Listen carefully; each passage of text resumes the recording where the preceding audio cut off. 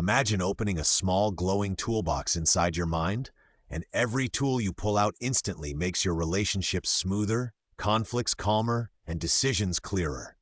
Curious what's inside that toolbox? Stay with me, we'll open it together. In this video, you'll discover emotional intelligence as a toolbox of inner skills.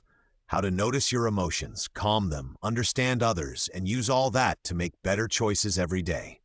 And the last tool might surprise you. Let's start with a quick story. You send a message, you see online but no reply. Your chest tightens, your thoughts race, they're ignoring me. That moment right there is where your first emotional tool can change everything. Tool number 1, the inner flashlight.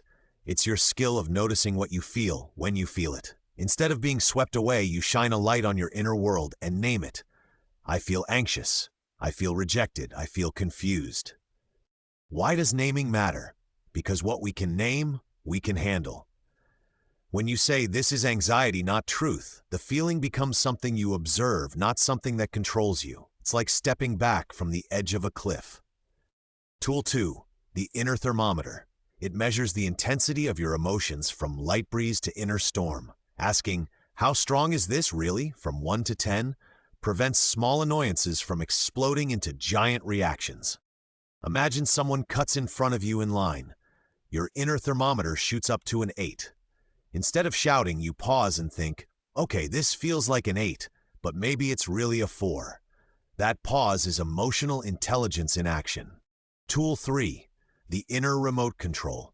No, you can't mute emotions completely, but you can turn the volume down. Breathing slowly, relaxing your shoulders, or stepping aside for a moment are like pressing the calm button on that remote.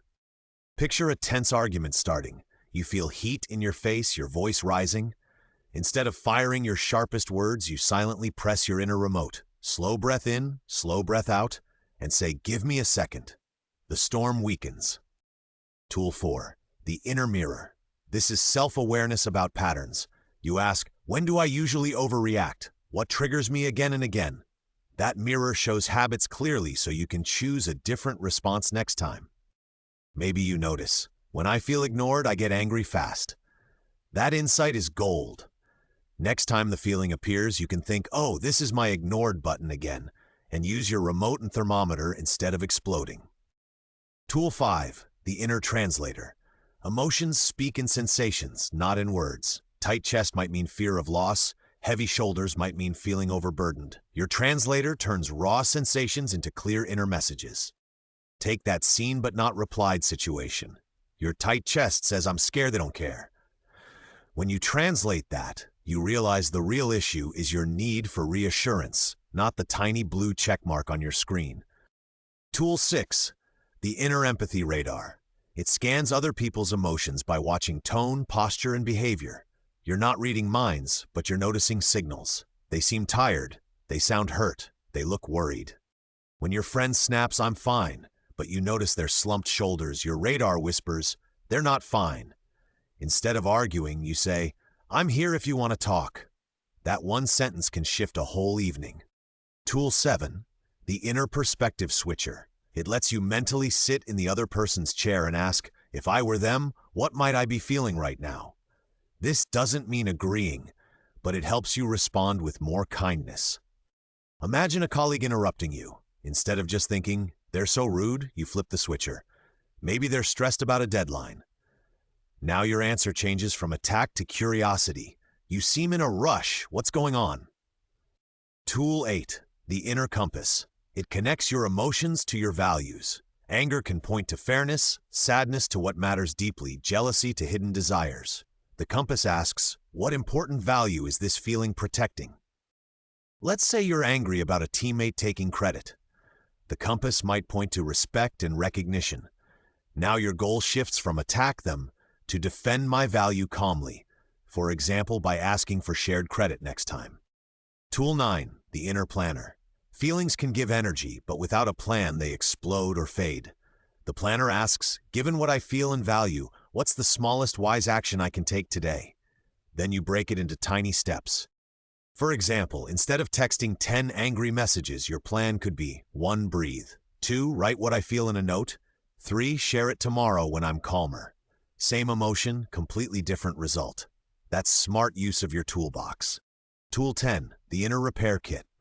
We all mess up. Emotional intelligence isn't about never reacting badly, it's about noticing, taking responsibility, and repairing. You can say, I overreacted, I'm sorry, here's what I'm trying to change. Think of the last time you yelled and later regretted it. Imagine going back with your repair kit. Calmer tone, clear words, listening more than defending. Most relationships don't need perfection, they need sincere repairs. Now, how do you grow all these tools? Start tiny.